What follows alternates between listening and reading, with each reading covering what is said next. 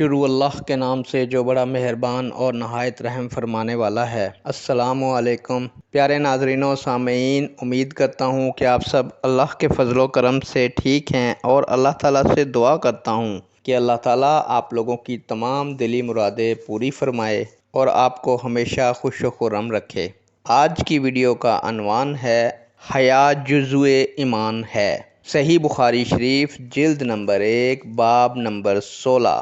امید کروں گا کہ یہ ویڈیو آپ کے علم میں اضافہ فرمائے گی اور آپ اس ویڈیو کو شیئر کریں گے، چینل کو سبسکرائب کریں گے اور لائک کریں گے۔ بڑھتے ہیں ویڈیو کی جانب۔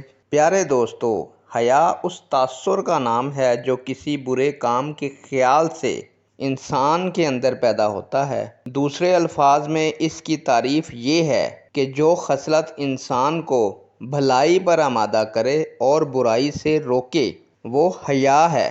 اس میں ایک طرح بزدلی اور عفت دونوں ہوتی ہیں اور اپنا اپنا کام کرتی ہیں۔ بزدلی برائیوں سے روکتی ہے اور عفت اسے نیک کاموں کی طرف لاتی ہے۔ اس وضاحت سے پتہ چلا کہ جو لوگ شرعی امور میں حیا سے کام لیتے ہیں اس کا نام حیا رکھنا غلط ہے، بلکہ یہ ان کی طبیعت کی کمزوری ہے جسے حیا کا نام دے کر چھپانا درست نہیں۔ یہ ایسا جبن یعنی بزدلی ہے جس سے رسول اللہ صلی اللہ علیہ وآلہ وسلم پناہ مانگا کرتے تھے۔ حیا اور جبن میں بہت فرق ہے۔